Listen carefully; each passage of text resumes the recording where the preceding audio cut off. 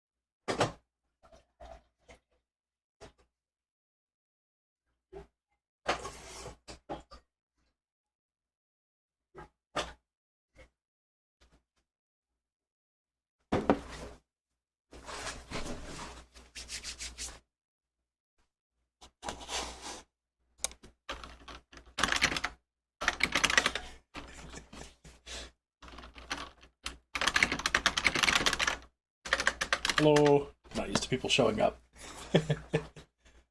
Yeah, I mostly don't know what I'm doing with Rust, so I've only done it a couple times, and this stuff is very distracting.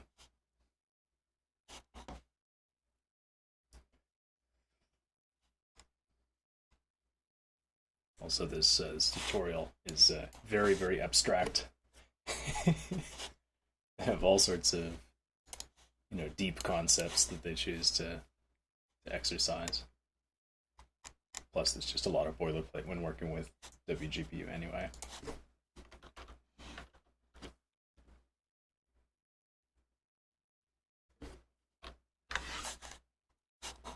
So this pass, it starts with a clear. And what happens?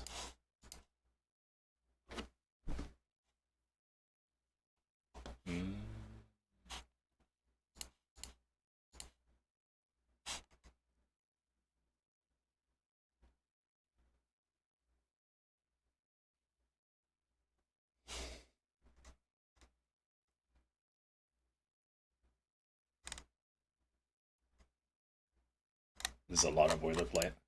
It's like 600 lines. And I think they really overdid these. Instances are a little oversized for what I need. If anything, I probably just want to do these with uniforms.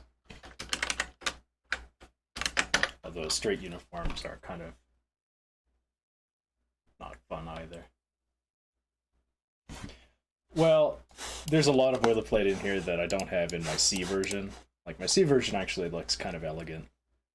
I just got some nice definitions in here for these sine distance field calculations. And elegantly I combine them, compile a few programs, and attach them. Put some vertices in. The whole thing overall, including all of the information about the barriers. In fact, I should just show what it is that I'm porting.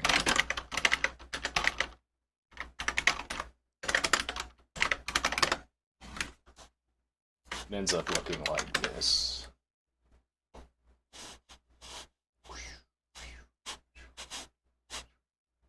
If you remember in the albino black sheep days, back when flash games were cool, there was a game called the Missile Game 3D. It had this outrageous soundtrack, and you would go through barriers that were shaped kind of like this. And then, I believe, some years ago, somebody made an SVG version of this, which was quite good, but slow because it was done in SVG. So I did one in WebGL, and then I ported it to SDL on C. And I've not added the collision logic yet, even though, honestly, it should be really simple. Or at least I think I implemented the collision logic in one of these, but didn't make it fully behavioral. Didn't add, like, text or anything, levels, or any of the other stuff that you get in the actual game. So you notice I can go straight through these walls and it didn't matter. Oh yeah, it's quite nice. It's actually rather efficient. I look at look here.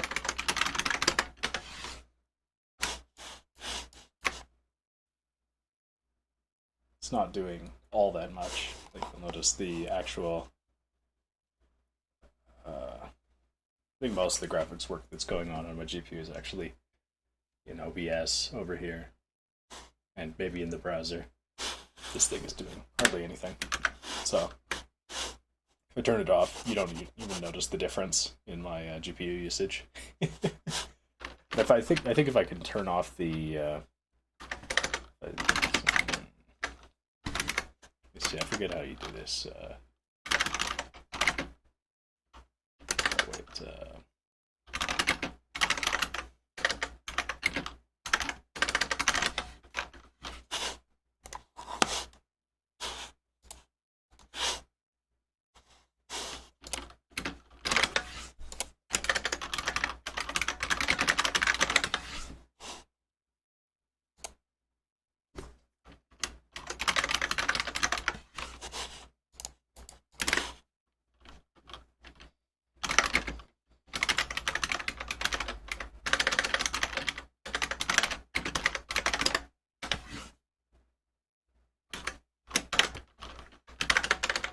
there's a lot of stuff in here, but if I just do frame time here and FPS, that should be good enough.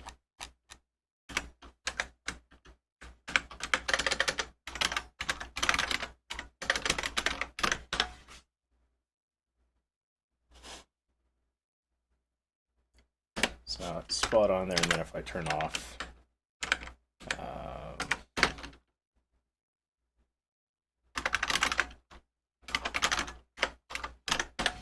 V blank, yeah, you'll notice like it's a few microseconds on most frames, and then a little bit more than that normally. So it ends up running about 1,000 frames per second, full screen here. If I make it real small, it's just ridiculous. It runs like 1,200. Actually, I think there's just limitations, so it's not going to run any faster than that. But about 1,000 frames a second. It's not too bad. It's not very optimized. But it doesn't need to run this fast either.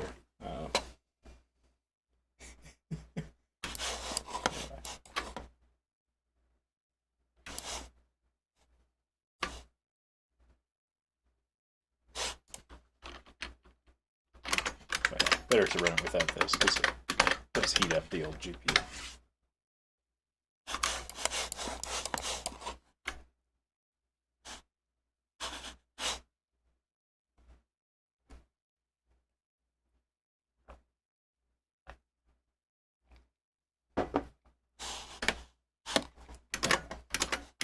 So that's what I'm getting at. Runs really nice in C. It's 800 lines, including all the shaders in line. There's no textures. Yeah. Oh yeah, Mesa has all sorts of great stuff, especially for Gallium drivers. The nice thing in here is actually I just have static geometry for everything. These are those ever edges. I'm going to pull it up and see. So these are those rail those things I called rails on the outside.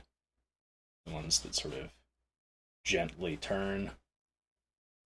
And then they're all defined in here, the static geometry. So this at the clipping plane, and then going back to 0. I always set the far clipping plane is 0 in the projection.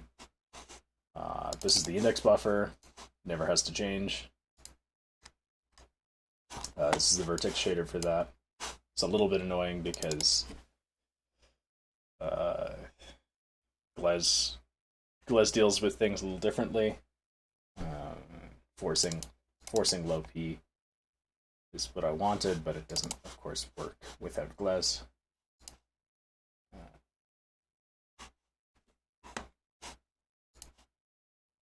And we have to do layouts,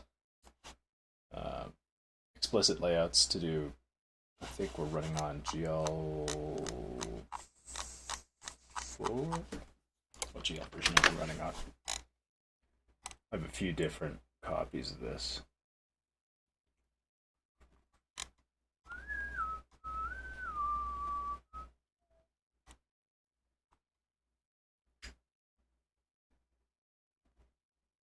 Where is my GL version?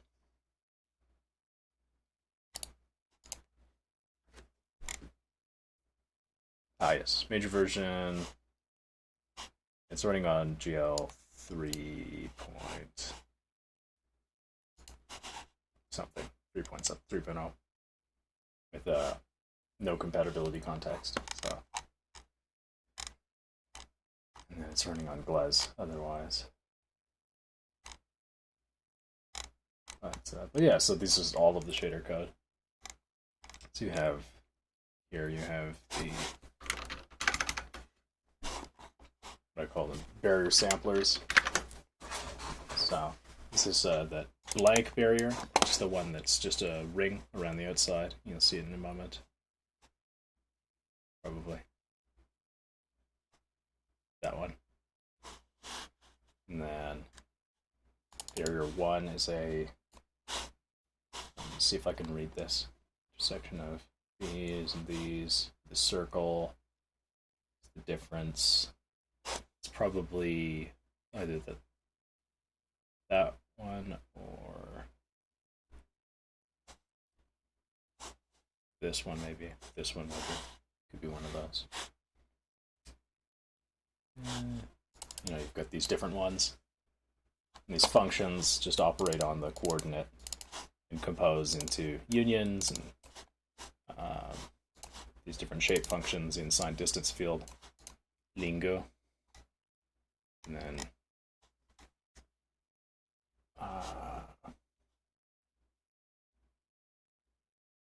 then the final fragment shader is a pretty simple thing. You know, it uses a standard function that's defined at the top. Does some very basic, it's not quite correct the way that it does the blending of the pixel, but it's close enough. Doesn't look too bad. And then yeah, this.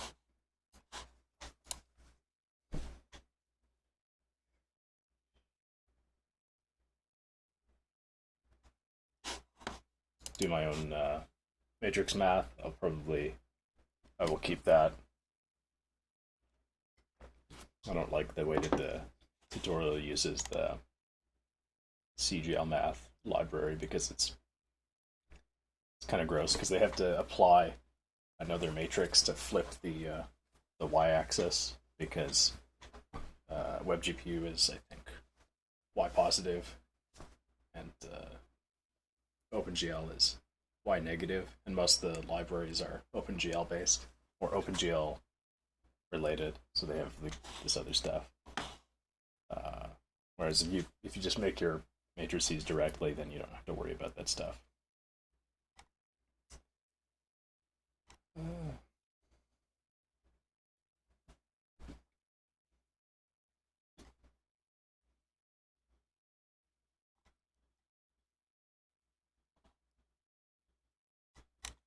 Yeah, where's my... Yeah, here we set up all of the programs. So it involves combining a shader program for each of the barrier types. I don't know necessarily if that's the best way to go. I might do it a different way. I don't know if there's some way to dispatch. I mean, obviously, I think I can write one shader file with the WebGPU thing and then just select a primary function. So that should be fine. Although I may want to separate it quite a bit from the rail one, because the rail one is literally just, it's black if it's on the rail, and it's white if it's off the rail. And yeah, these are straightforward. The vertex arrays are all the same for all the barriers and all the rails. Just static geometry for all of these barriers, which is nice. Don't really need to update anything except a couple of really, really small uniforms. So like each frame GL is only uploading, I don't know, a couple hundred bytes of memory, and most of that is stuff I can't even. Most of that stuff is stuff I can't get it to stop writing. So probably almost all of the PCI Express traffic for running this is unrelated to my program and fully unavoidable. It's just overhead from the driver.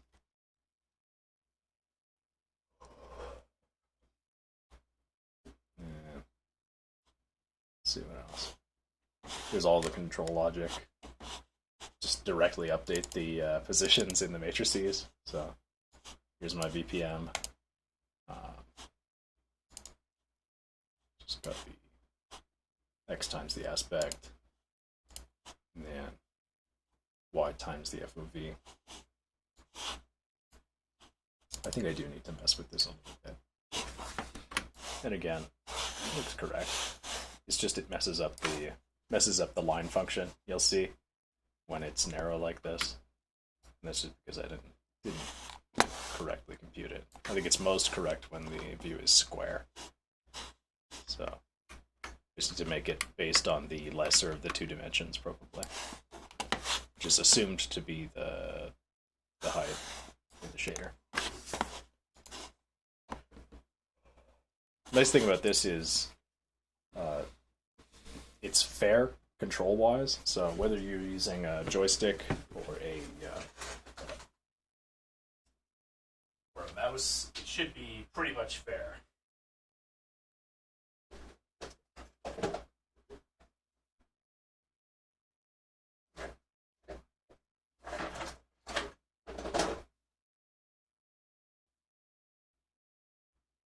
Always forget where my controllers are. Use them that much.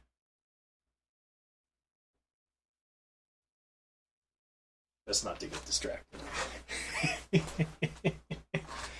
Alright, so back out of the clouds. What am I doing with these major C's?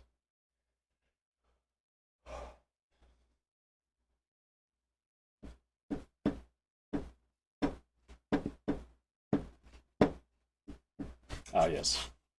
So I just multiply the time with time in seconds with some float to get an angle, which I use to make the rotation matrix for the rails. Let's see.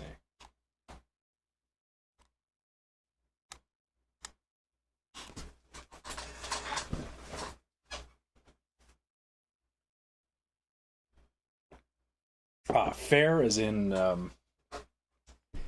whether you're using a controller or a mouse, the way that the control system works, it's fair between mouse and controller users. Whereas a lot of games you would have a pretty distinct advantage using a controller or using a mouse, depending on the type of game that it is. Like, we generally don't let people play first-person shooters with mixed controller and mouse players, at least generally speaking. It depends on the shooter, I suppose. But for most of them, it doesn't make sense. Like, you wouldn't want to play CSGO with a controller against people with mice. Whereas with this, the positioning is damped in such a way that no matter how rapid your inputs are, there's going to be some time for it to travel. Of course, the damping has to be minimal enough that it doesn't crash you into a barrier in the worst case. So probably something needs to be fixed around that, maybe making the damping proportional to the speed so that you always technically have a chance to get through the barrier, even if in reality you would have no chance. It might be on your screen for a couple frames once it gets up to full speed. I believe this starts with time being quite slow. Let's see.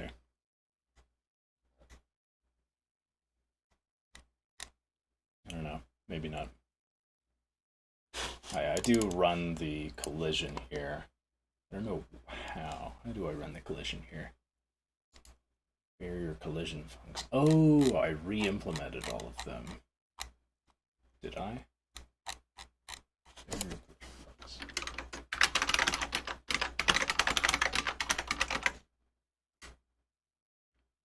Whoa. How? Yeah. So I actually implement all of the barriers twice. So this is essentially a binary version of the shader SDF portion. Probably the way I should have done this is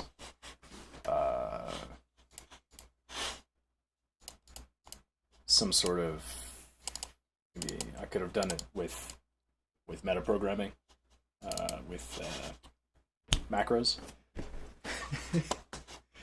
because That is the one nice thing about C's exceedingly unhygienic macros, is that you can just put whatever you want in there. You can call them whatever you want. But I guess I just got lazy here. Maybe. No, these are a little bit different. I would have to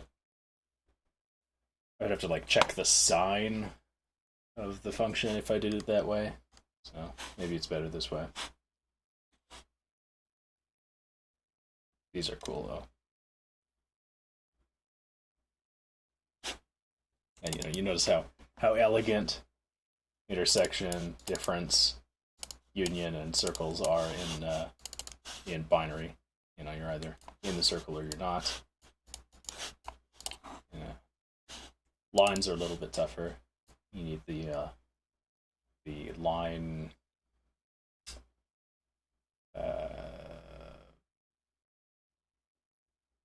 line function. And this is it's a little bit more complicated. Although it doesn't involve any.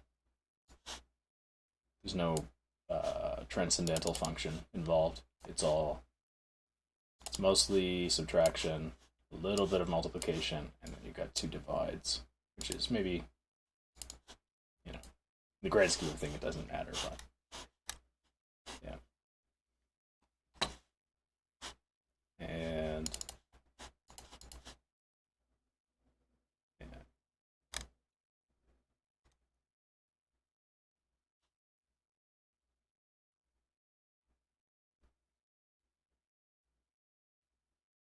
yeah, so signed distance fields, SDF. So sign in this case referring to whether it's negative or positive. So you can imagine a field or a grid where you have, let me see.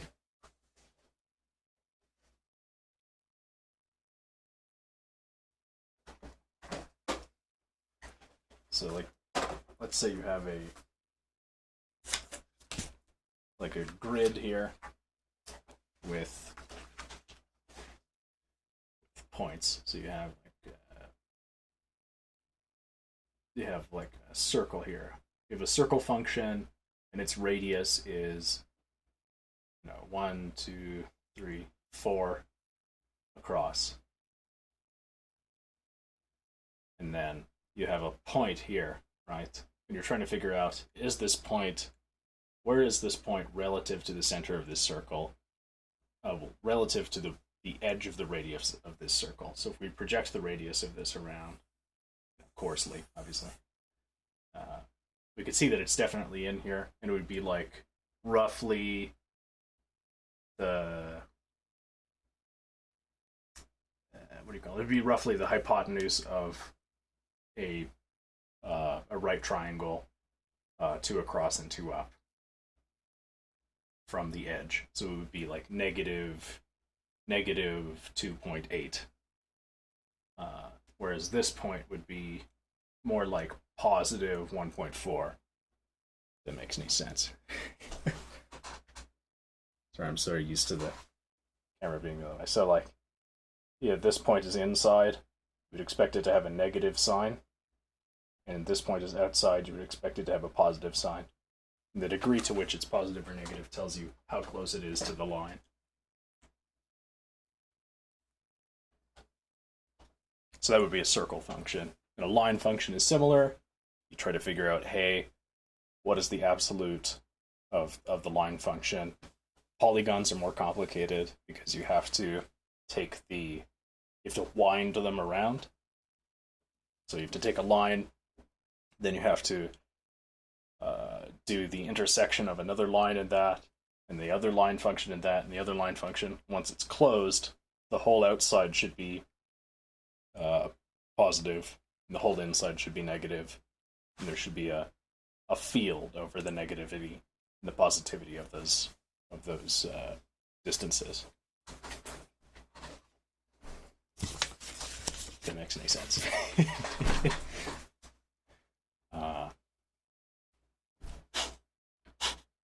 So yeah, I'm trying to think if I should continue with the boilerplate I got from The shape is 0. Kind of. Yeah, so in the case of these functions, so these functions are technically not doing signed distance fields per se, or rather they're binarizing the space already. So what you're doing is you're sampling at a point and you're saying, is this in the shape or is it not in the shape? So here we have, like here, we're drawing a line, and on one side of this line, the result is positive, or 1, not really. Here it's int in C because generally bools are ints. But you have, you know, on one side of the line, if you take a sample, it'll be less than 0 here. It'll be negative. In which case, you know, in this case, it's we treat that as positive. So the negative on this line function is a positive on the other, on the being in the shape, which makes sense. You know, it's similar to the way that the circle works here. So here we have the hypotenuse going into a float, and if that hypot f is less than the radius, you're inside the circle. And if this was like, if we wanted an inverted circle, we would just take the inverse of this. So just, you know, not SDF circle would be a shape where everything outside of the circle is in the shape. And here we have an SDF union. Again, these are a little bit misnamed in this case because these are really just binary operations. So this is a binary circle sampler, this is a binary union, binary difference, binary intersection, because it needs to decide whether you collided or not with the shape. Whereas in the case of the shaders, we need to decide how far you are from the line, which is a slightly different question. And in the shaders, we also draw the line as a mixed shape. So if you're more than the stroke width within the line, we draw it as white in this case. And if you're more than the stroke width outside of the line, we draw it as transparent. And if you're in between those two edges, we draw it as black to give this black outline effect on white barriers. If that makes any sense. So here, like in the shader here, we set up the non-binary versions of these. So these are, let's just switch to only showing this, and I'll go up to the other versions of these. So in the binary versions of these here, let's put circle at the top here. Or actually, let's put line at the top.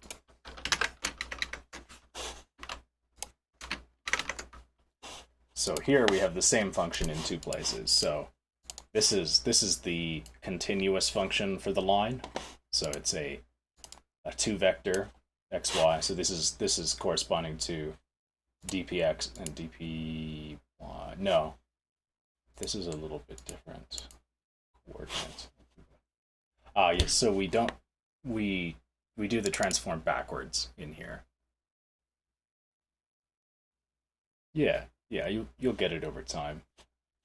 But here we do this as vectors. So we have the same naming conventions in here. We have vec2a, vec2b, vec2a, vec2b. When we have a coordinate, we do it the other way around in here, but it's the same principle. Honestly, you probably could do it the same way over here. Let me see. Is this any more valid?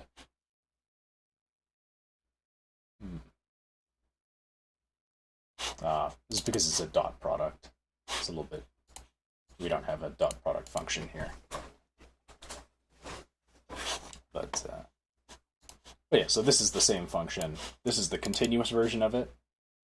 So it's just giving you essentially everything up to this point in this function, and then not turning it into a binary, because we actually want to know how far you are from the edge.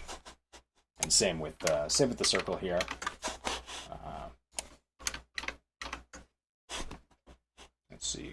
minus C. Offset. Yes, so we take a center of the circle.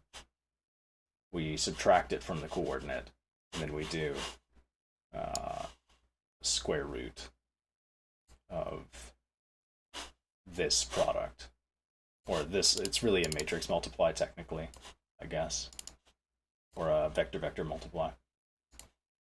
And then you subtract the radius from it. So you're subtracting the radius of the circle from the distance from the center, which means that if you get closer in, you'll be in negatives, and if you get further out, you'll be in positives. And the 0 point, the crossing point, is right at the edge of the circle, which is how this works.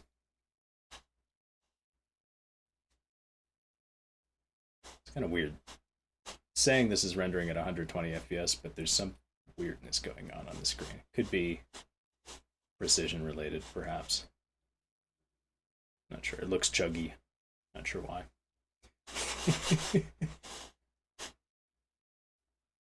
Somehow it looks smoother on the OBS preview. Yeah, so that's why. Yeah, these are more signed distance, because this is going to be, this return here is going to be negative if it's inside the shape, and it's going to be positive if it's outside the shape, and it's going to be 0 if it's on the shape, which is technically not possible, or it's infinitesimal. Technically, we could get a 0. It would be mostly meaningless in this case. But then, we have the union function here, which is a little bit different between the two. So a binary union is just OR, which makes sense. The union of two sets of bits is the bits OR each other. Makes sense.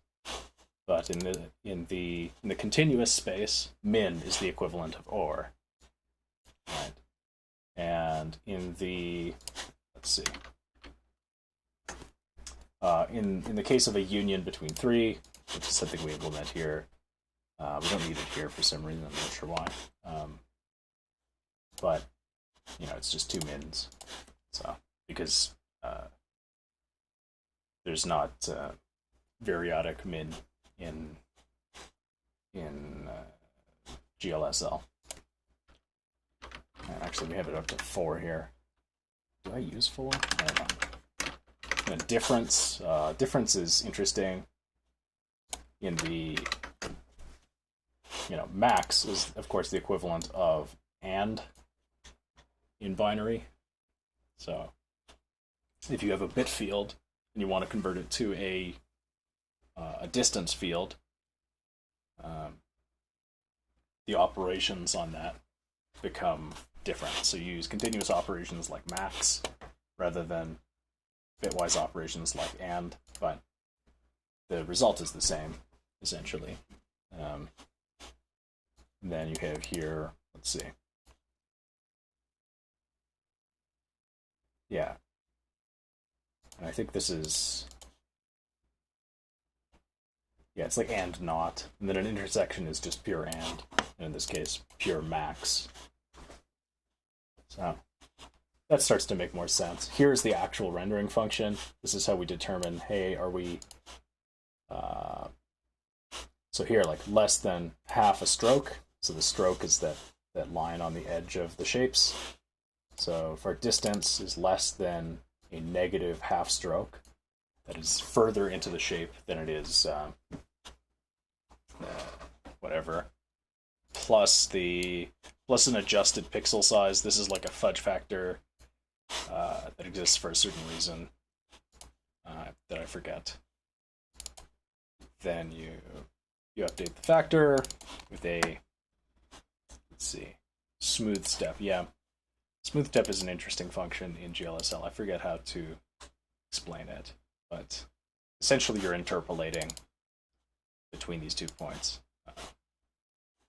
which is, yeah, that makes sense. And then we do a gamma correction, I believe, of some sort. And then if we're in between, it's very simple. We give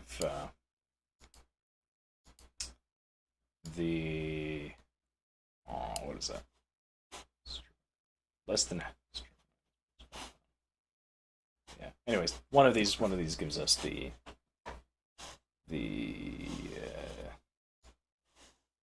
stroke. I think it's this one. Yeah. Let's see what else. Oh yeah, and then this is the preamble to each of these barriers. So we define a float sign distance function, which takes a coordinate, and then the body of that function comes from this array here. So the way we'll do this in WGSL is we'll just call a different function, and then we will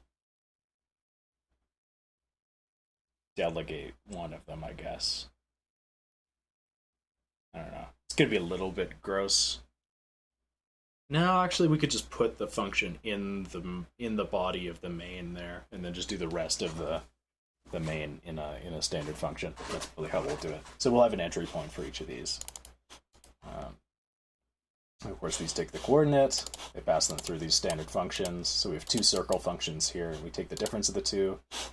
That's when we get to one of these blank barriers, where it's just the ring around. See that one, you know. So in that case, it's just the difference between an SDF circle that's half the final total width of the barrier. So the total radius of a barrier is 0.5 here, adding up to 1 diameter. And then we take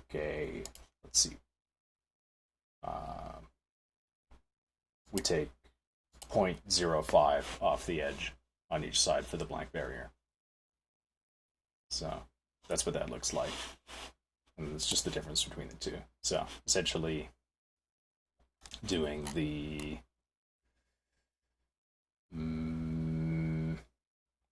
max of A and negative B. So the negative sign of the circle and the max of this sign gets you the difference between these two circles. This makes sense. And then this one's a little bit more complicated. It's got a union between 1, 2, 3, 4 shapes, which are themselves complex. So this is probably one of the more complex ones. But similar process. This takes up a 30% size circle, so probably it's that one that just passed. And yeah, it adds it to one of these rings. So like much like the blank barrier, this last bit is the difference between a 0.5 and a 0.45 circle. yeah, I probably shouldn't get too much into the weeds on this.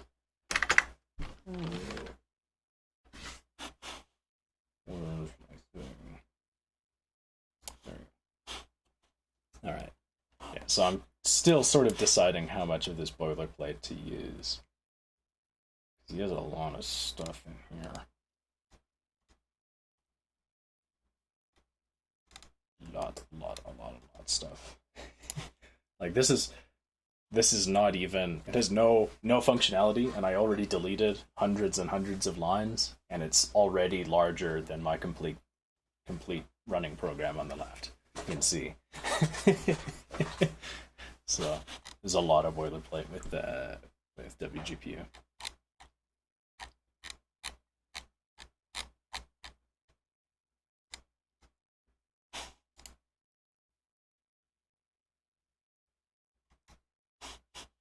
And, you know, this stuff is the annoyance of using a GL-based math library for WGPU. So here we're probably just going to have a starting matrix from and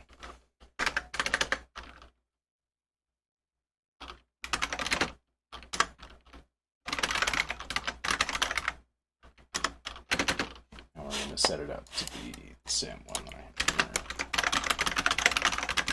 I have it set up as a static in here, but we don't really need that.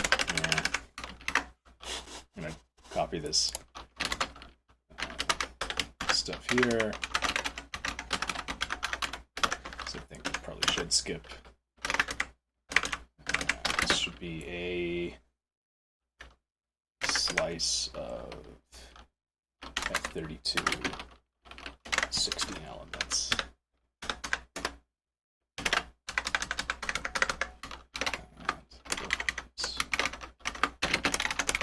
Spaces, that should work.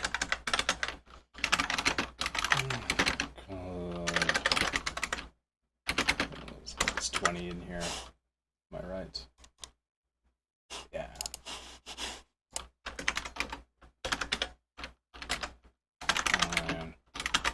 Oops. Bad habits.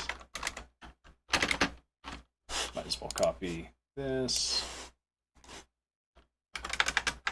Actually, I will annotate.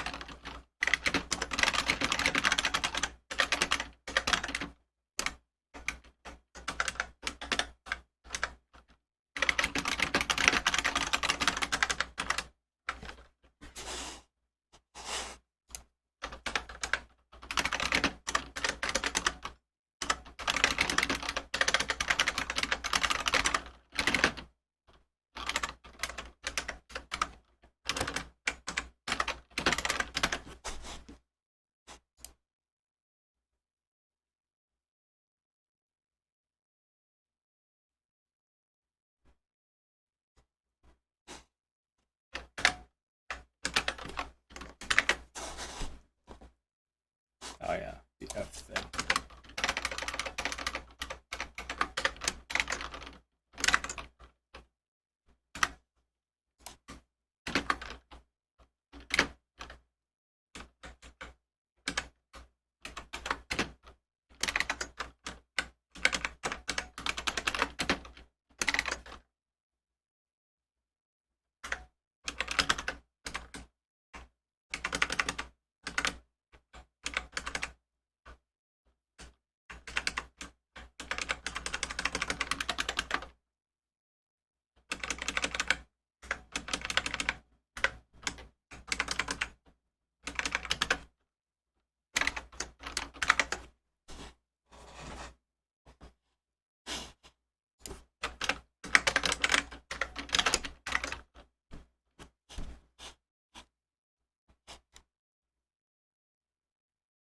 And then here, they have all these structs.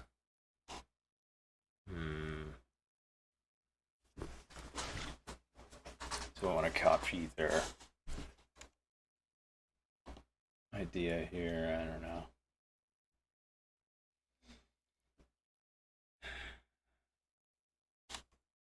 Oh, they set it up as a nested slice. Slice of slices. That might be better. But they don't do it here. I guess that you probably need a flat slice at the end.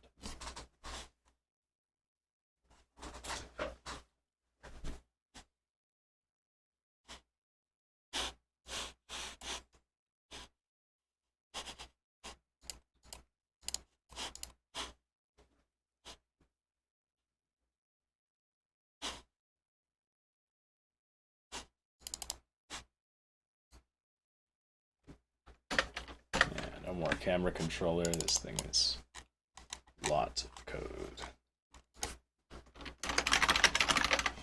Got to get rid of camera. Aside from the camera uniform,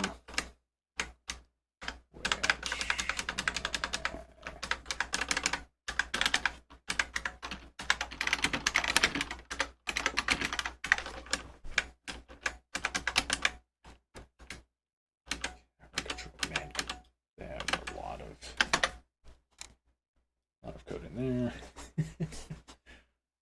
Instances, these have model matrices. I think ours don't. Let me see.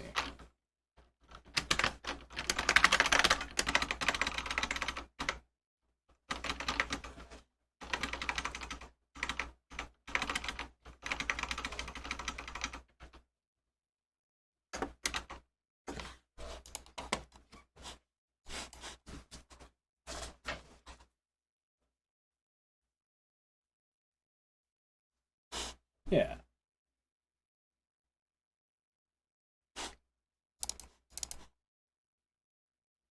So I have a separate Z in my vertex shader. I have a pixel size. Do I want that? Do I want that?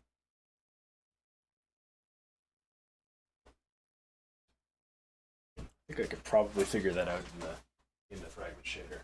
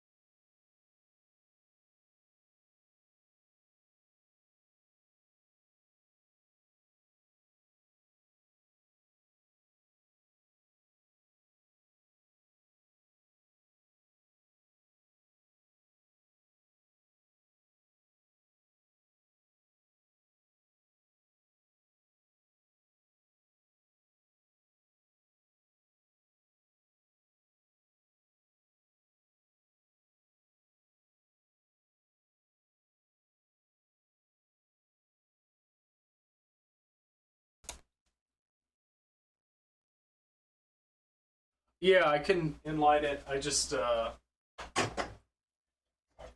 would like to have syntax highlighting while I'm editing it. Not that it really matters, because I'm not going to spend that much time editing it. It's mostly going to be copying stuff from the existing GLSL shaders, but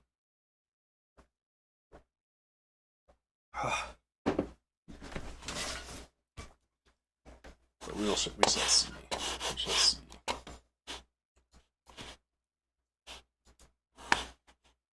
I think the nice thing about putting it in one shader module will be, hopefully, I don't want to get too ahead of myself here, but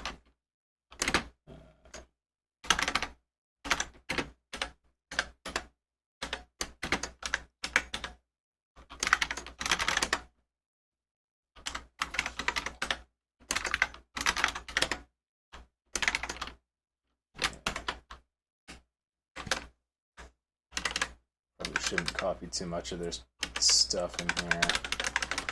But I could probably stand to implement some of this stuff actually.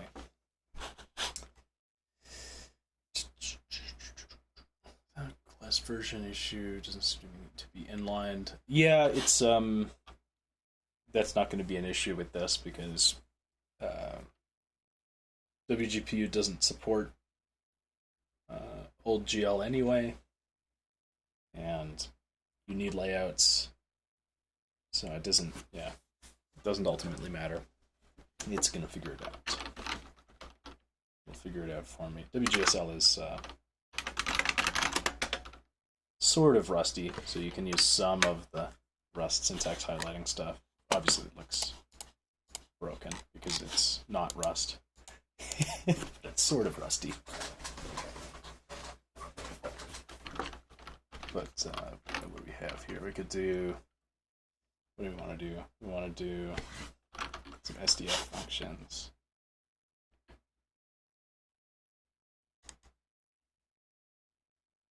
So let's implement SDF line, which should be easy.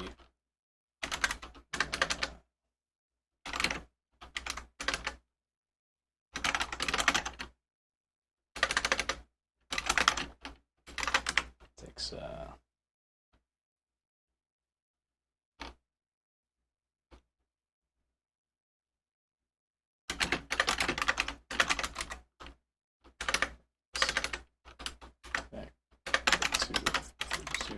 gotta get used to these types being a little bit different.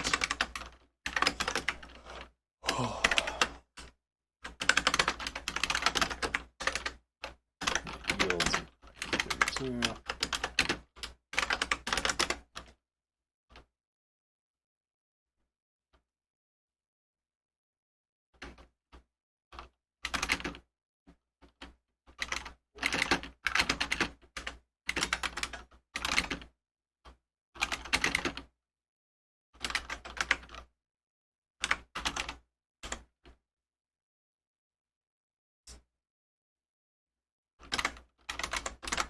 explicit about that, I guess.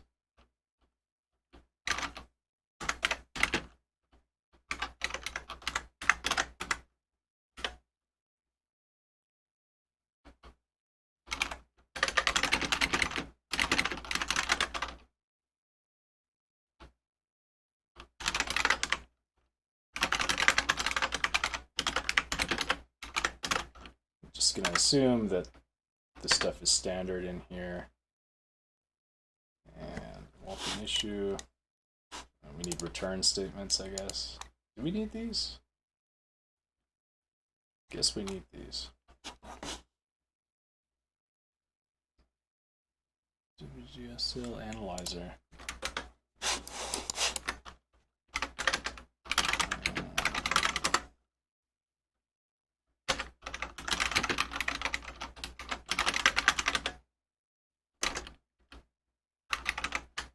Where does it come from? Ooh, there's some artifacts of the, what on earth is going on there? Wow, my display really doesn't like whatever this overlay is doing. It's burned in. What on earth? That's really weird.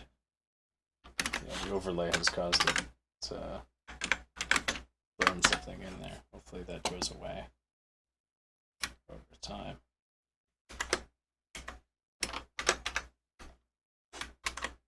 Oh man, that's really ugly. This is an LCD. I didn't know you could get burn in like that. I guess it just really doesn't like that rapid switching.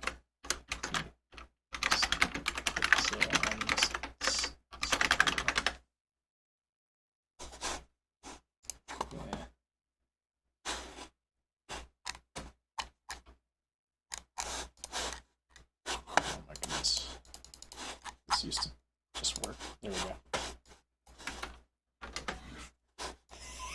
Stupid ads. Let's see. Can't really tell if it's working. Looks like it's working.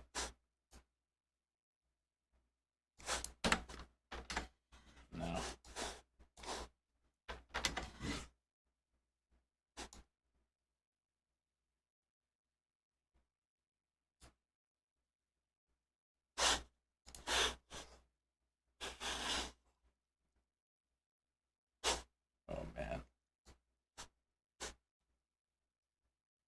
Well, I'll just live with that. Wow, it's really bad. Maybe it's a processing thing.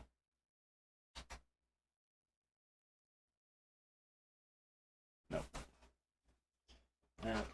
It's a $600 LCD bug. No problem. Hopefully it'll resolve itself. But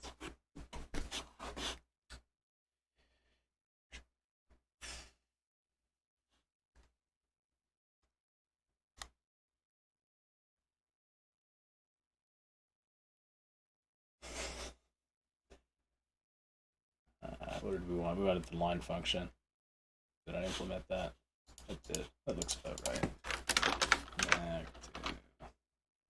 Oh, and you had, yeah, WGSL analyzer.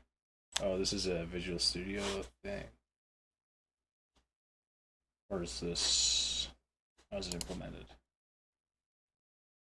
Oh, okay, it's in Rust. It's LSP, oh, I see.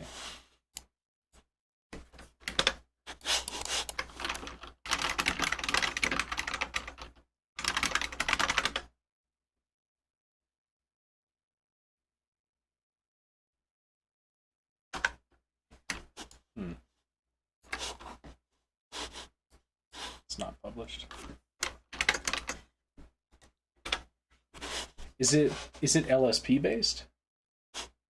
It is, because they have their own extension.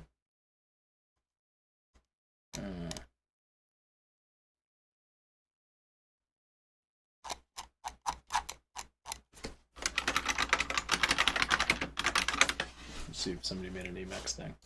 WGSL mode. I don't need this. This is too complicated. I could just use this.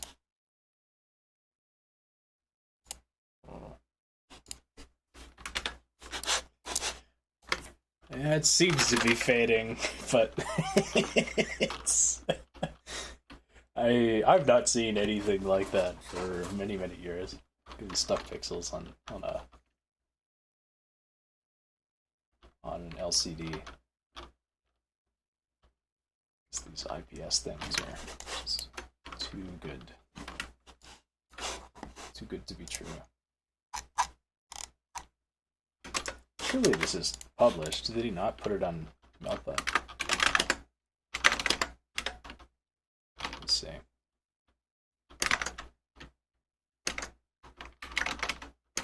Oh, it's just not published, eh? Okay.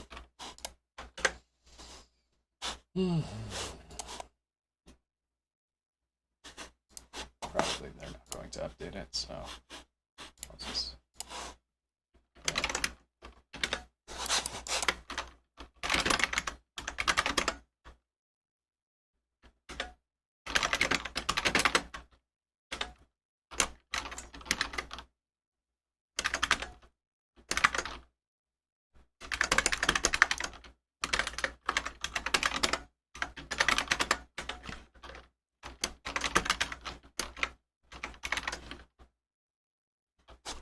How is it that I forget how you...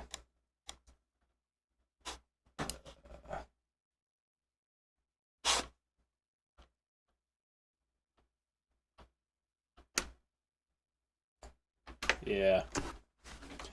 It's too bad that LSP, the promise of LSP is a little bit bigger than its delivery, because most LSP implementations of things still end up with a custom extension.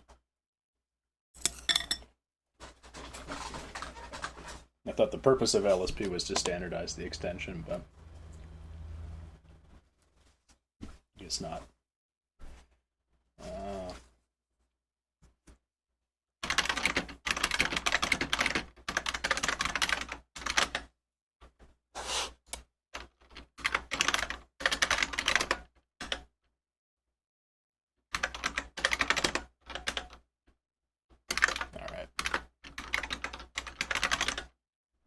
Cool. WGSL mode works.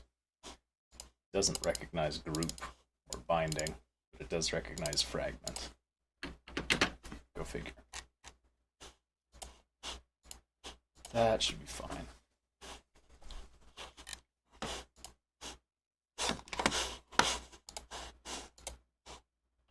Also, if the music is annoying, it's because I put it together in Beatbox in like a few seconds. So if you send me a Beatbox song, put it in the background.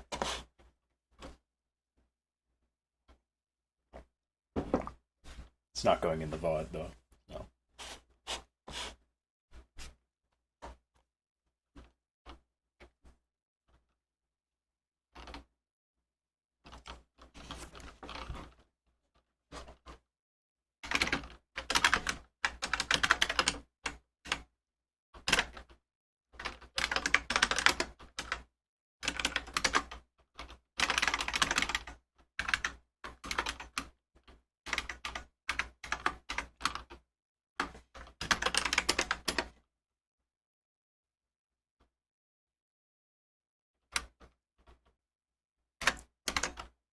See.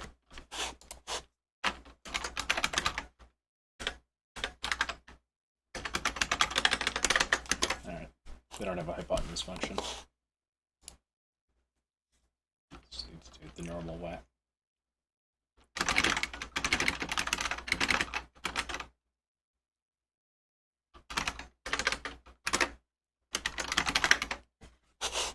Do we need a return statement?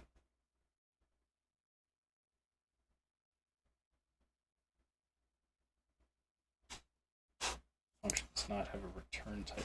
Return statement is optional? Oh, okay. Plus supply value. Function must be present. The return value.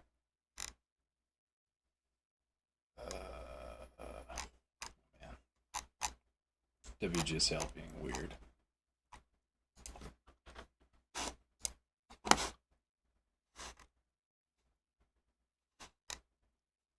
Functions. You absolutely need to return.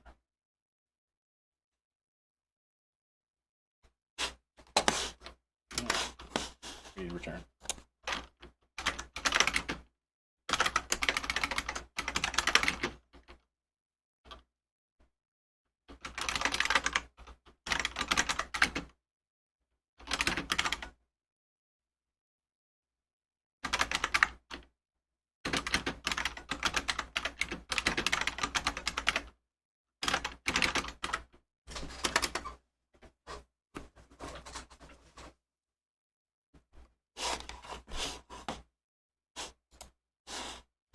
Too many polyrhythms going on here. Let me see. Here,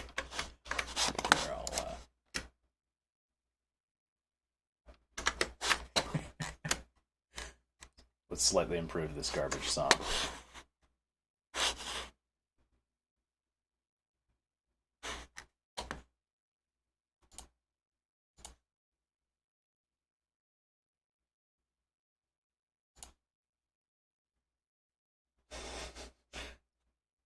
Oh man.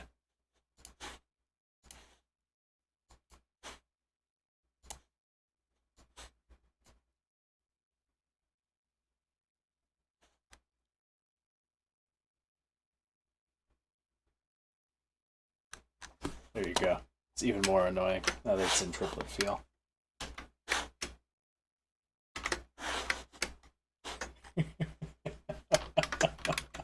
Sorry. I don't have any easy way to improve it.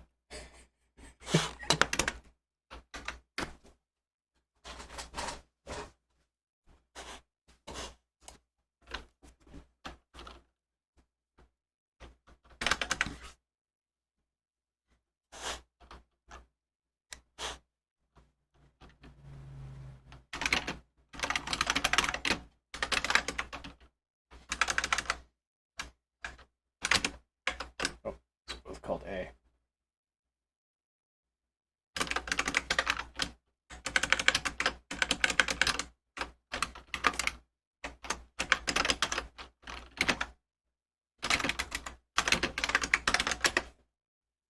Yes, yes. It needs to be a lot more intense, honestly. If you remember the original, you see.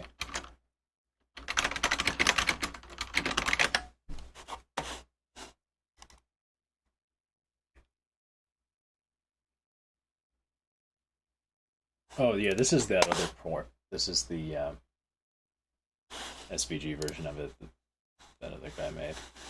And it's alright, but it only runs at 100. It runs almost at 120 FPS on my machine, but then it chugs when you input. So, not the best. Then, I think it's, if I do remember correctly, there were, not miss alternate, where is it? Let's see.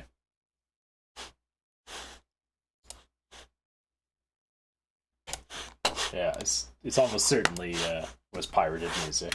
I contacted the guy who published it, and it was he was not forthcoming about that. So I'm guessing he just copied some songs.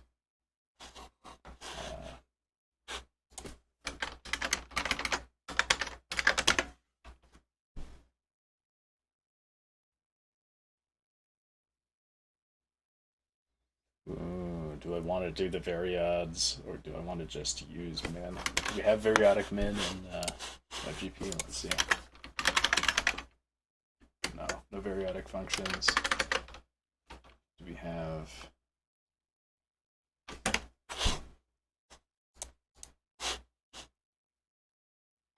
It must be instructable.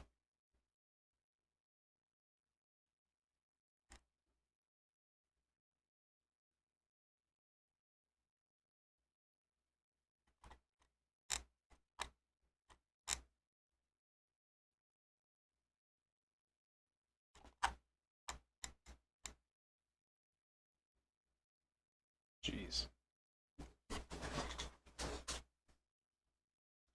Pointer aliasing. What a great addition to to your shader language.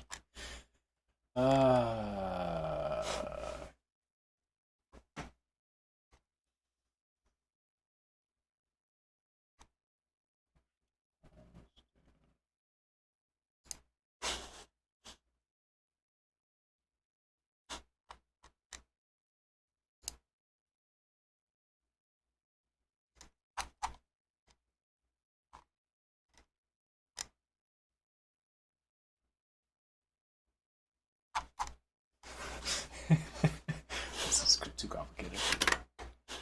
I will just ignore it, and I hope that it supports this. If not, then do something else.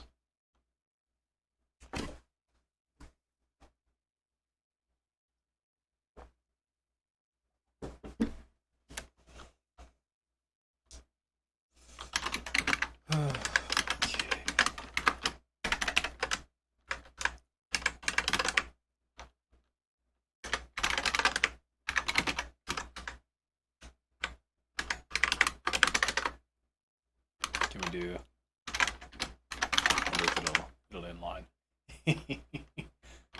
Maybe.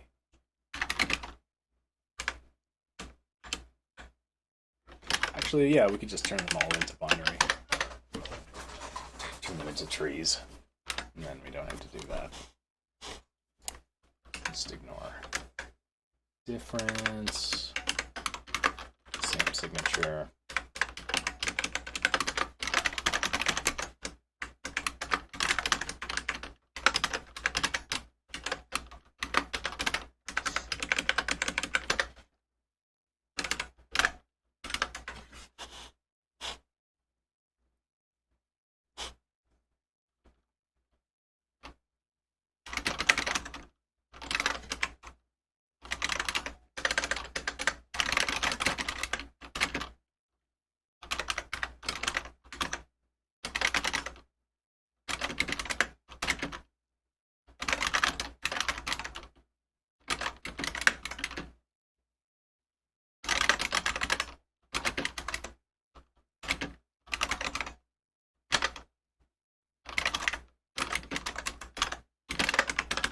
Use these? I guess we do.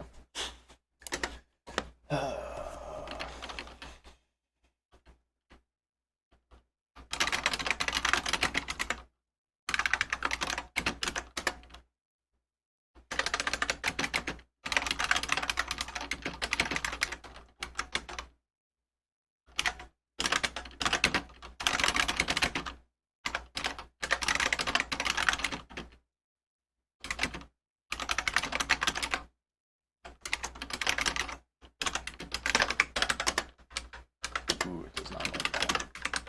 It doesn't want these. It wants these. Alright.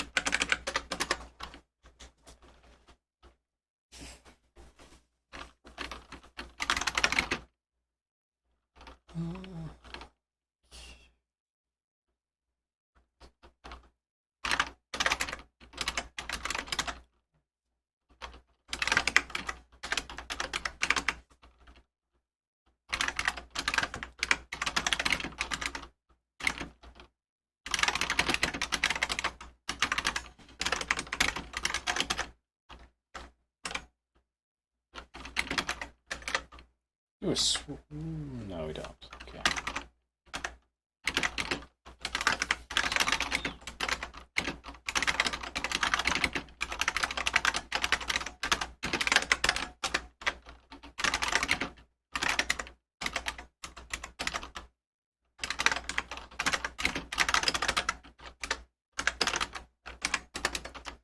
It would be fun if we could use F16s here, like shorts. SDF union takes just F32, not Vec2 of... You're correct. Yep. All of these standard ones, just take those.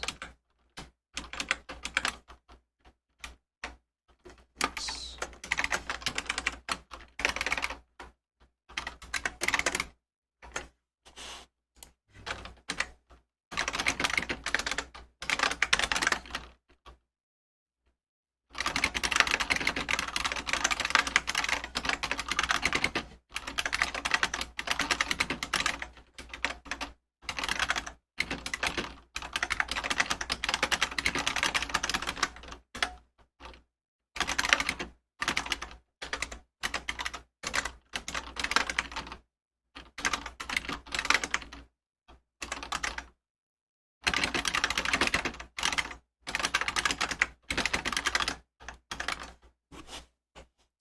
just ignore whether that's likely to work for now.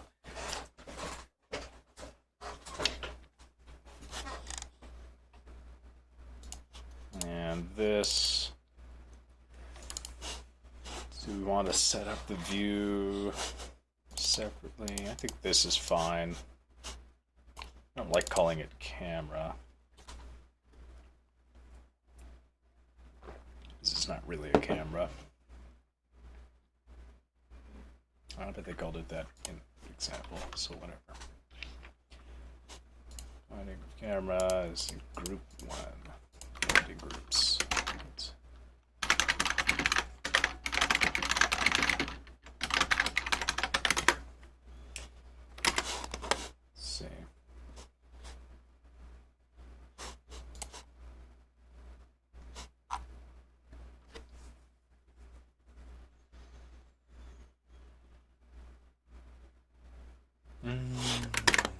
The reason group 0 for a texture binding in the example.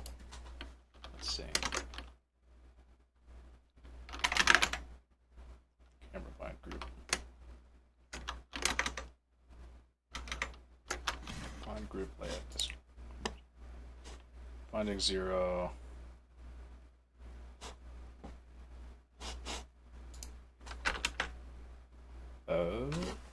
Binding 0 in camera bind group. Okay.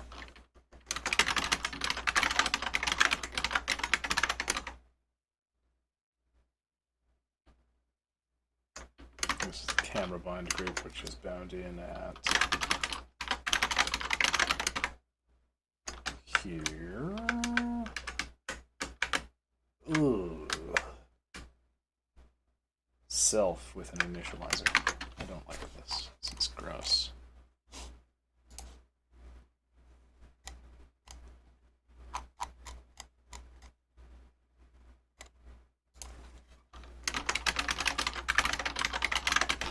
Alright, set bind group 1. I'm guessing I deleted here. Yeah, bind group 0. So we don't have diffuse bind group. We'll just put this in 0 now. 0. Yeah.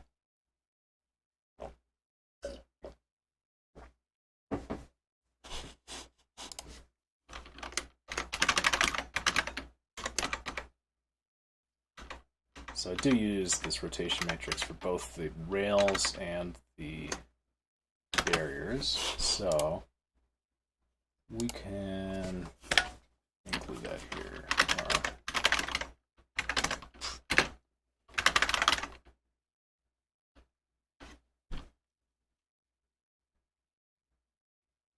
Do we want to select that in the fragment shader? That would be cool, but it would also suck.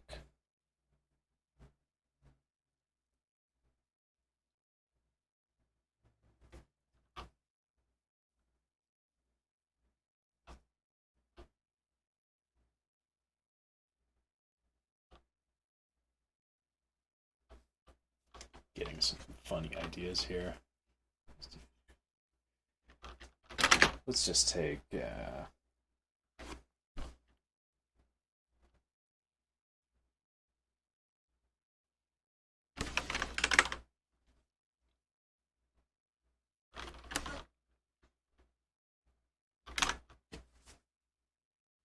we need structs? Do we need to use structs for these uniforms?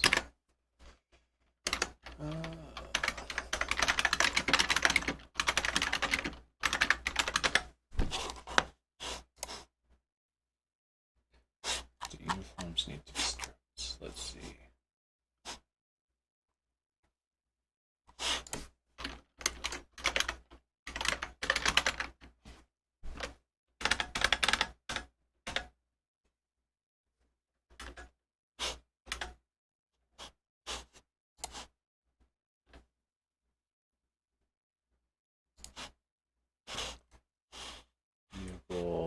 What's disallowed? Initializers. Concrete, constructible, host shareable. Pretty sure I can just... Can't I just... I'm just gonna assume that you can just put the view projection matrix in here.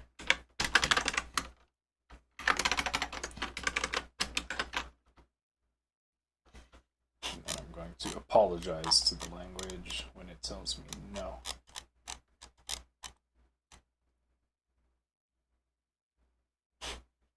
Might as well call it the same thing.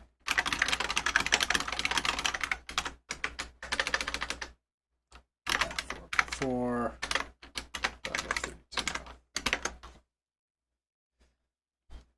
Then execution. This will just be a map to 32.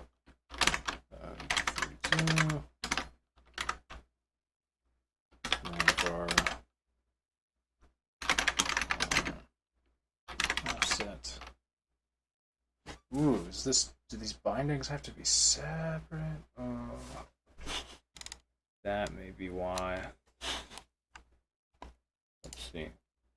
0 binding 0. How many bindings do I need to make? If you don't rapidly destruct, you can't impl it. I don't really want to. It's fine to just have a value. Like, nobody's going to be confused if I have a value called view projection matrix. Yeah. In this state. But, let's see. Plus, can't you just impl on any old type? Let me see. Might be wrong. I guess I could have the impl separate, and then I could just access the field. There are lots of ways I could do it.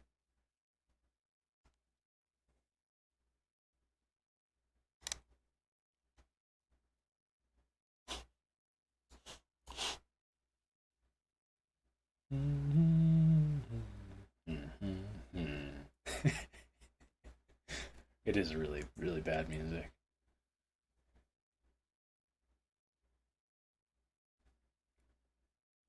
I think the triplet field was actually an improvement, though.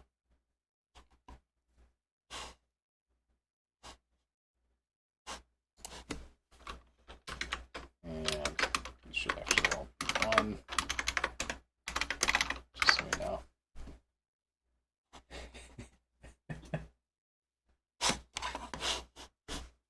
Switch it up a bit, actually.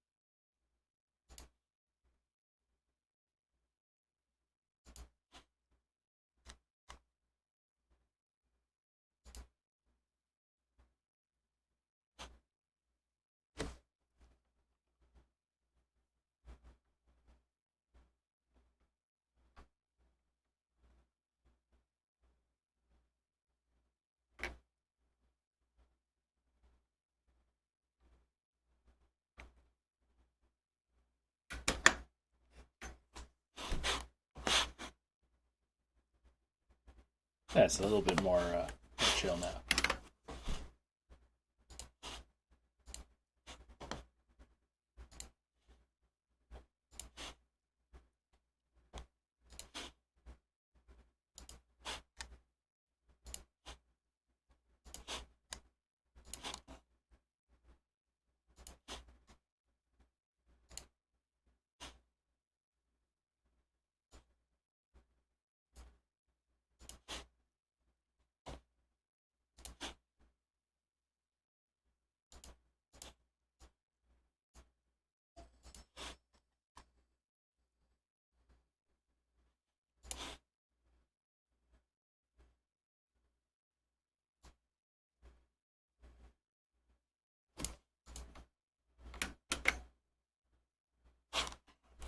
That's much pleasanter.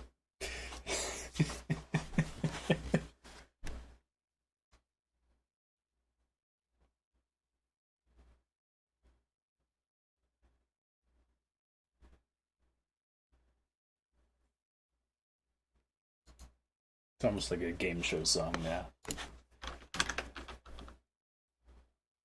Alright, what does it not like about this? Make camera find group. How's that set up?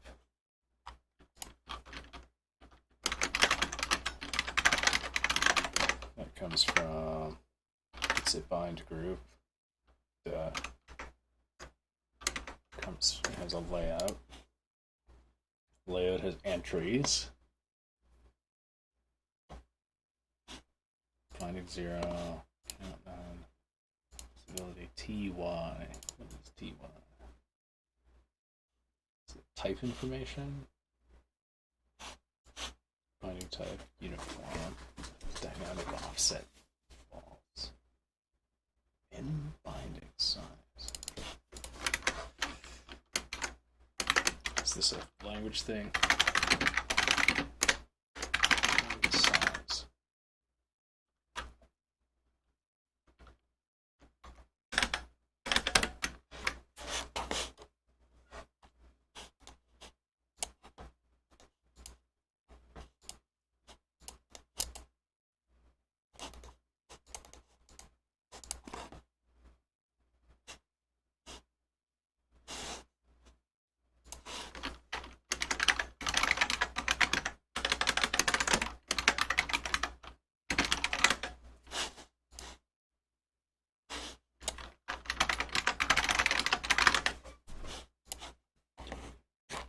Minimum size of the corresponding buffer binding required to match this entry.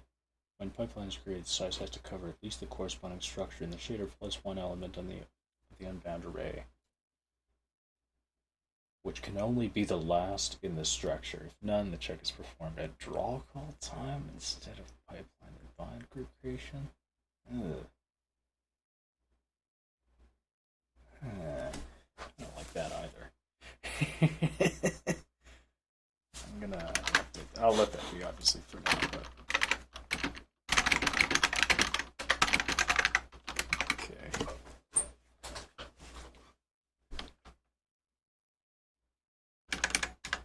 So we just need to create more binding entries. Alright. Great. Ooh, this is still called camera bind group.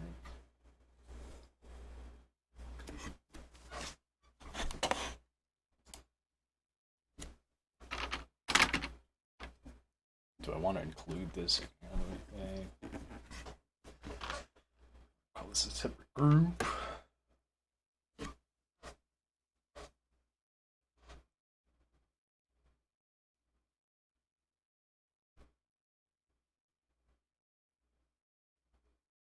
Yeah.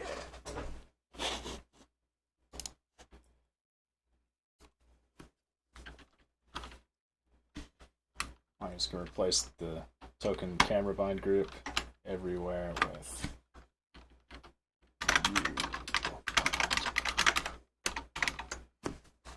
so that's more reasonable. Camera uniform. We're just gonna. We don't need to derive copy command from amongst pod. All this stuff will just work. Like, look at this. Look at this garbage. New self of you proj identity into gross. Just gross. There's my police fact. I'm just gonna delete it. Best code is no code. No instance. Oh my goodness, no implementations of instance. Oh, do I need this? Do I need to put these in here?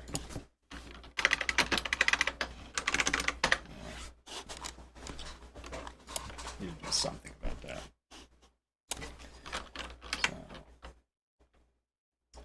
So the camera just have.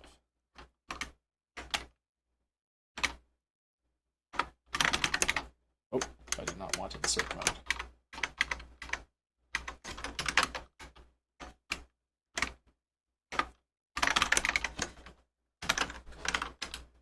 View will not be that. It would be get to use the matrix types here? Not. We don't have nice matrix types. We'll just use good old F32 60, which is quite a few bytes.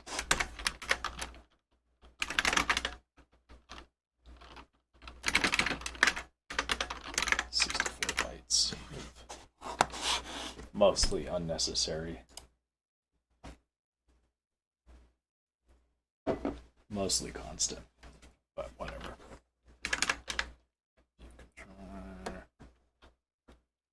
Don't need that. View uniform. Don't really need that. View buffer.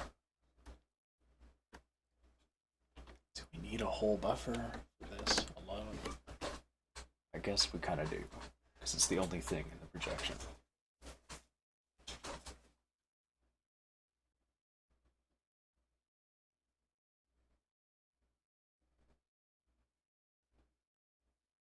Let me take a break.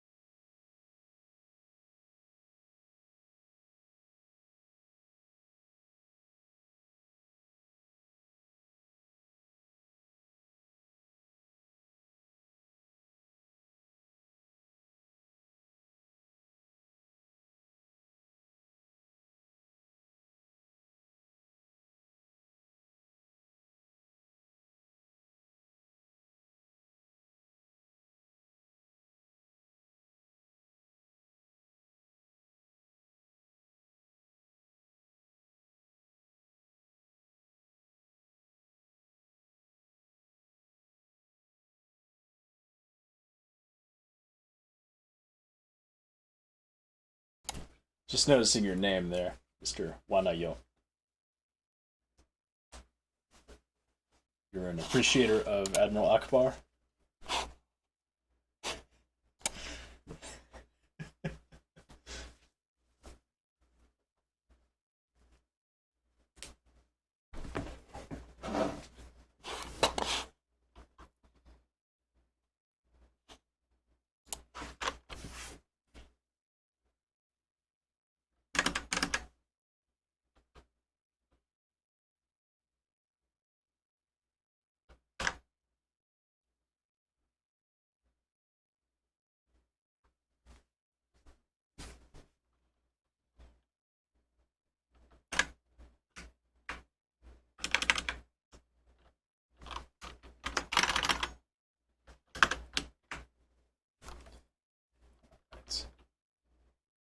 We don't need any of this.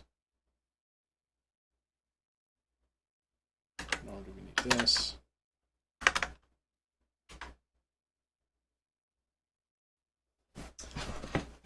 Not a jacket, it's a coverall. It's got double pocket access, so I can reach in. I have actual pockets on the outside. I'm gonna get it taken in. Probably get the inseam tailored proper. My brother's got a nice one set up like that, and it's pretty slick looking.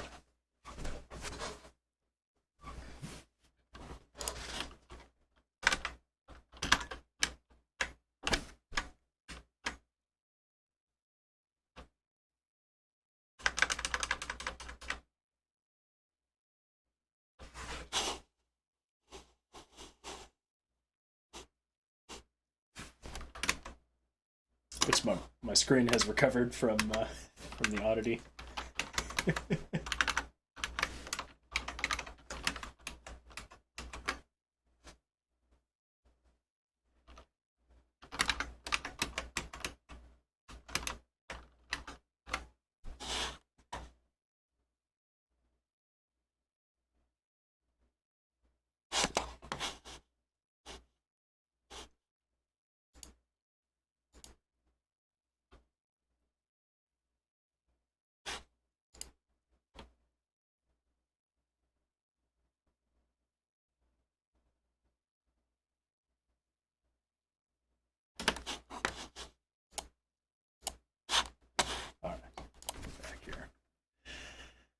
Oh. We don't have XY, just have Z. So let's update these instances. Instance wrong. Oh my goodness. Okay, let's see what they're trying to do here. Yeah, they have a lot of attributes. Got 1, 2, 3,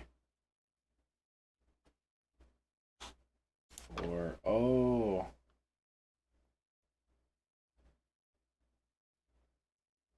Four vertex slots. It's technically 4 vec4s. Oh yeah, they do that thing in this example where they merge 4 vec4s into a mat4. It's really gross. Like, I don't think you have to do that. Yeah. In any event, we don't need that because all we need for an instance in our case is rotation matrix and a Z offset. Of course, we could do it in a, we could use a matrix, bigger matrix, but I don't know, I don't feel like it. Because like a single exist are alive, yay. Yes. Well, they were never dead. They were just stuck, you know? Sometimes we get stuck in life, and we're not dead, but we're stuck. Sometimes we are pixels. Here's my thing.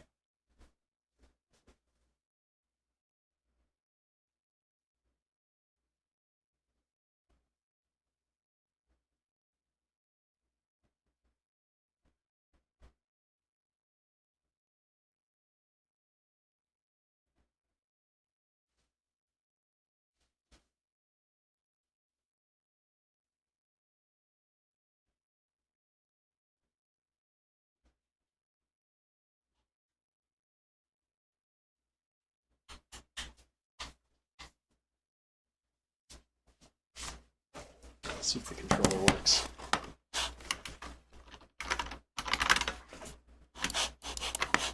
Alright. Controller is initialized. Start up the thing again. Yeah. Look at that.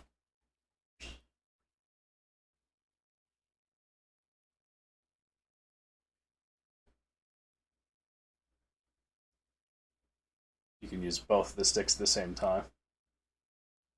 It actually is quite nice. It gives you like a push-pull type thing. Multiplies the two. It multiplies any dual axis control with each other. So if you've got 2x controls and 2y controls, it'll put them together for you. So you can use each thumb to refine your position.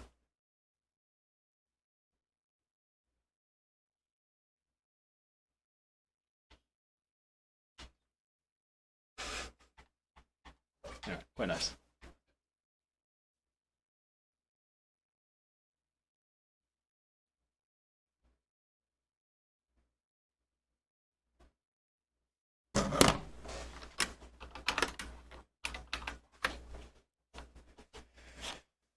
All right.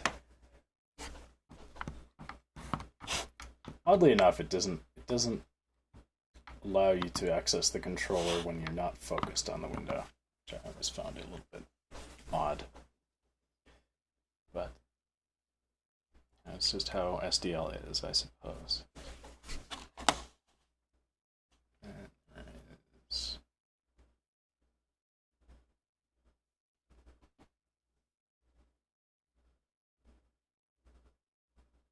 Yeah, so they got a bunch of stuff here. What's this?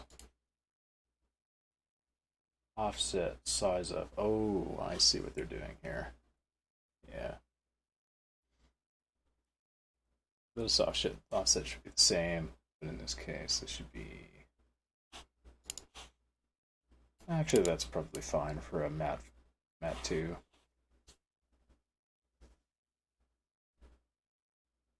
I wonder if there's a way to just directly. Can I just put a Mat 2x2 in there? Or does it have to be float 32 times 4 and then I have to coerce it?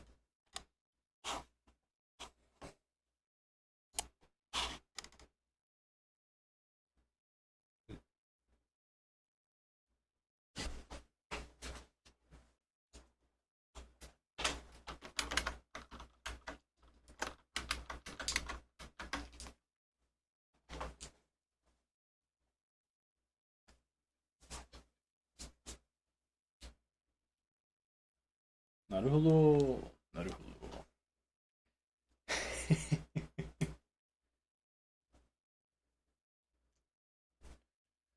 なるほどな。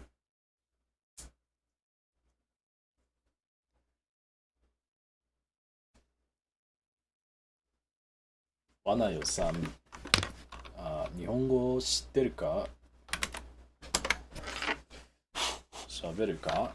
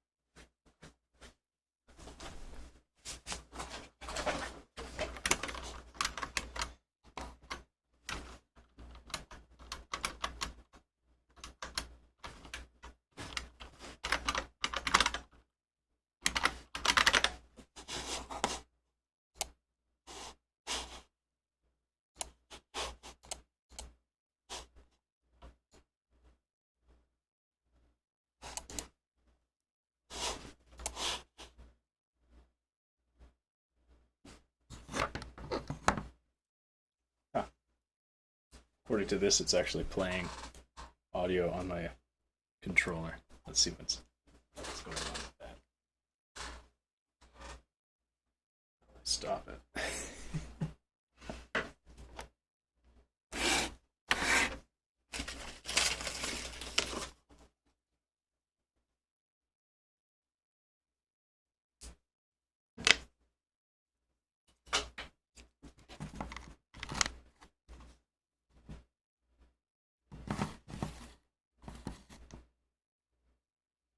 Huh, it's working. It's not a very good codec on here.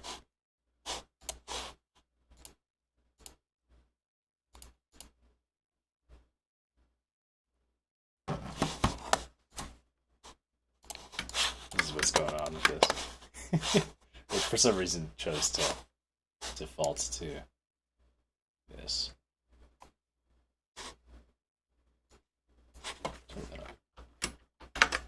There we go.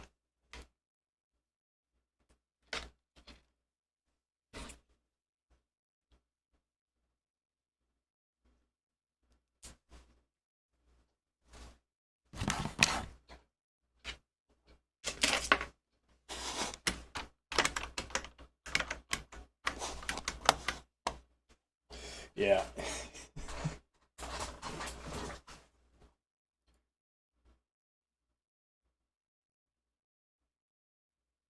Oh yeah.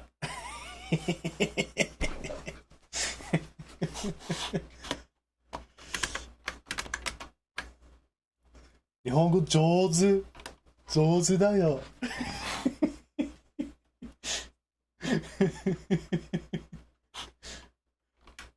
Don't you dare call me 日本語上手。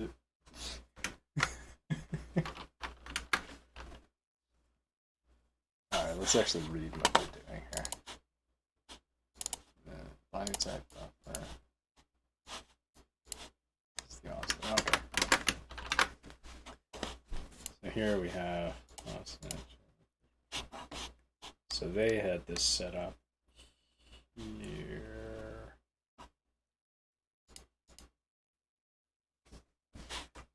Where did they have it? So they had it set up in.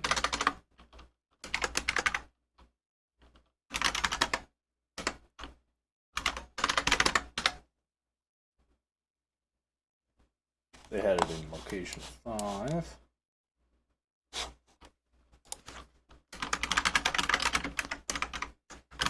Yeah.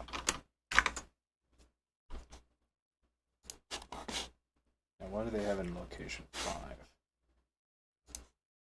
It's because they also have another attachment on here.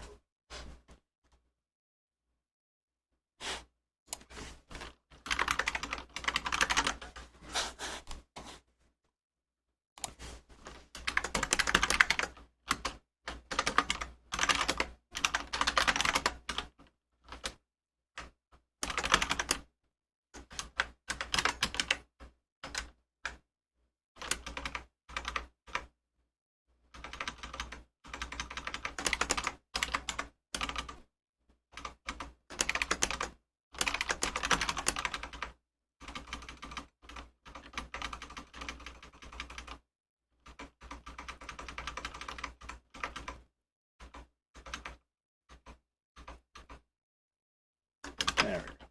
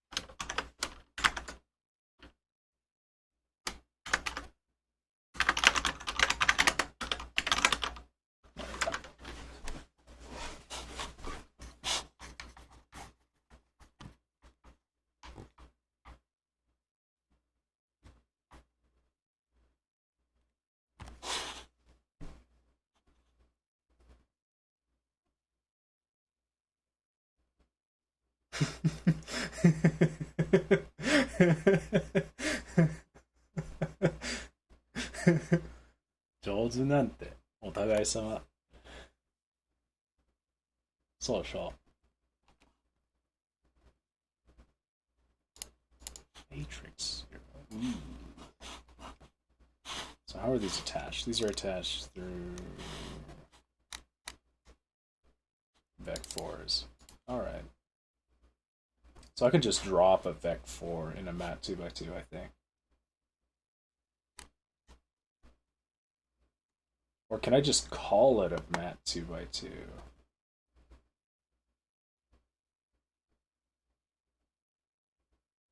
Yeah, I don't understand this. It seems unnecessary, but maybe it's just the way the tool works.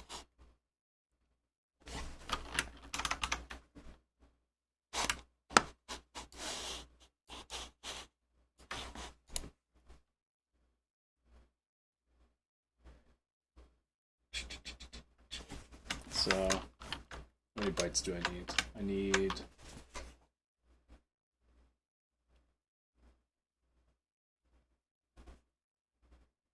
I'm gonna have 2 locations on there. Do I want those set up that way though? Do I want to keep the binding groups between the rails and the other thing? Is the question. I'll just do it that way for now.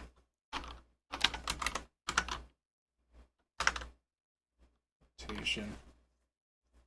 I'm gonna do these as uniforms.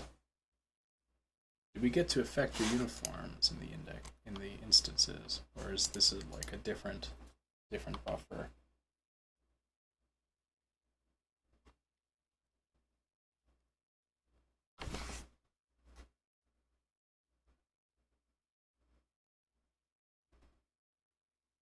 Also, they start at 5 here. They start at 5 here because of the position.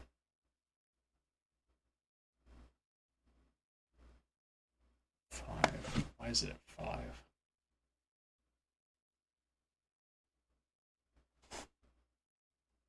Start at 5.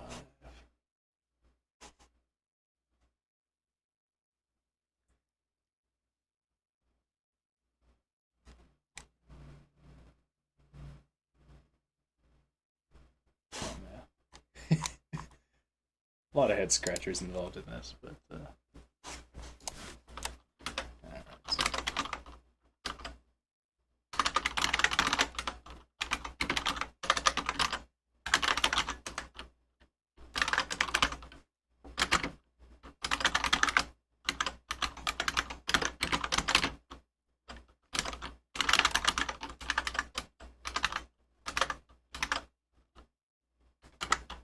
here they don't really access the...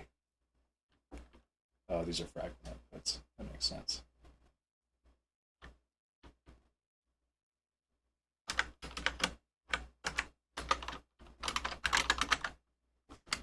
Ah, I see. What do they use them for? Some depth. Use it in depth stenciling. What do they use it for?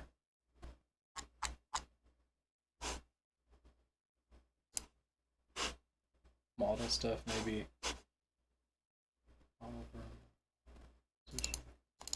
Text, normals.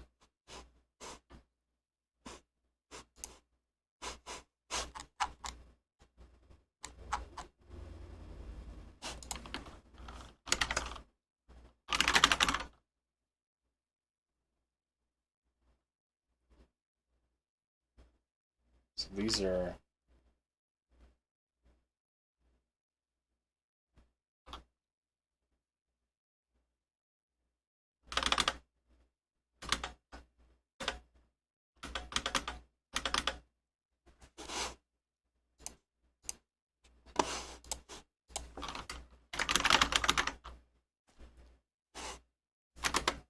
They're using 0 as position, 1 for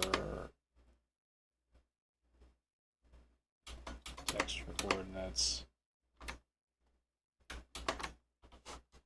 2 is there, there's 3 coming in.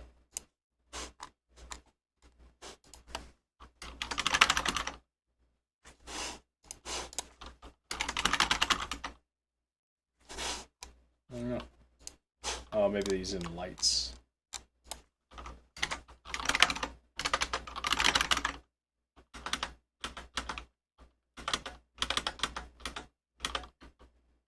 Okay, we got shit. Oh, they're starting at 5 here again. Oh, this is the instancing, yeah. Camera. Light.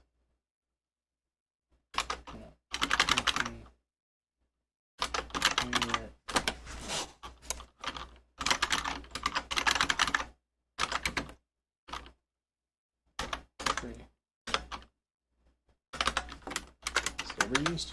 I guess I could look in here in source directory.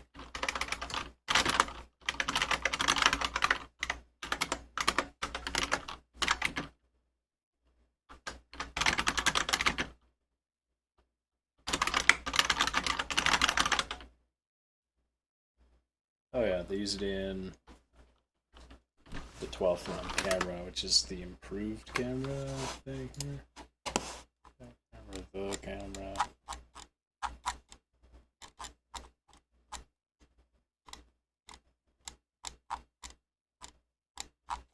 Man, so much stuff.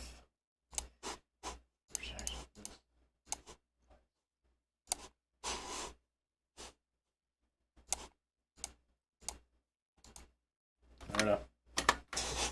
I don't get it. We'll just ignore it. I can use 2, 3, and 4 just fine, I think.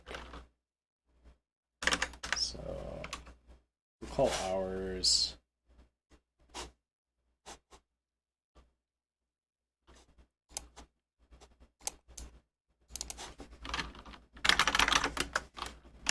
VS Bear. Are we able to have different layouts for different versions, or we to call these?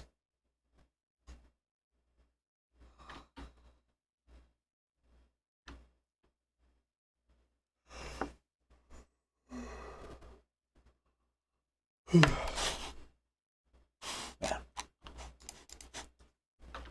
What time is it? No, it's not that late.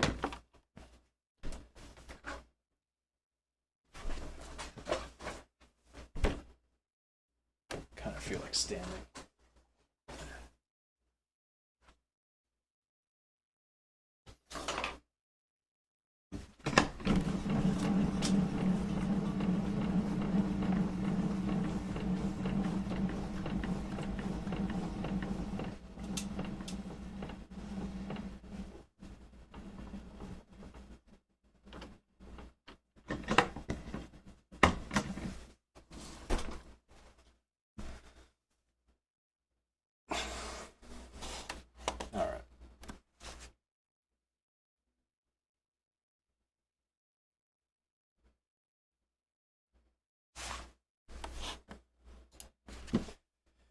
Give me the heebies and the jeebies. So I guess the instance stuff is uniform across the instances. It's interesting that they put it in the vertex layout. I guess that's just how it is. You'd think there could be like another buffer, but I don't know. I'm just asking for too much. Too much. These are the arm bindings. Is there anything that doesn't have a rotation? No. So we'll keep that in there. Put that at binding 1. Call this group 1. A whole group just for 1F32. It seems kind of dumb, but whatever.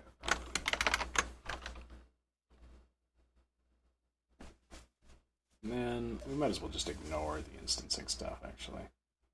Just stick to uniforms. So we can choose which uniforms are applied, right? You just start them at a different offset in the uniform buffer. Maybe.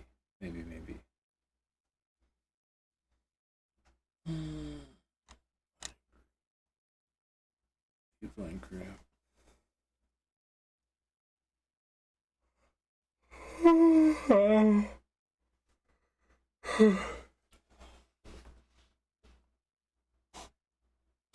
Yeah, we should use a different group for each of these. You haven't. I don't want to set an offset. 3 groups. Gross. I guess they don't have any real cost. It's just dumb.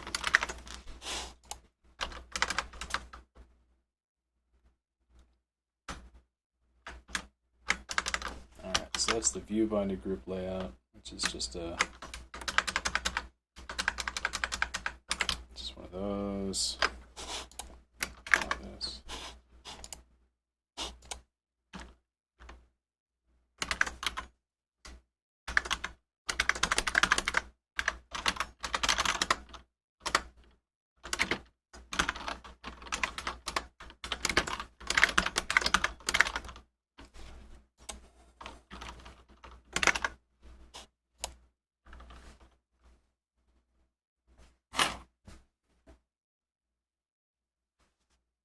Hmm. Yeah. Says the yawn heard round the world by one person. So actually, we'll just ditch these instances. No more instancing. No more instance buffer.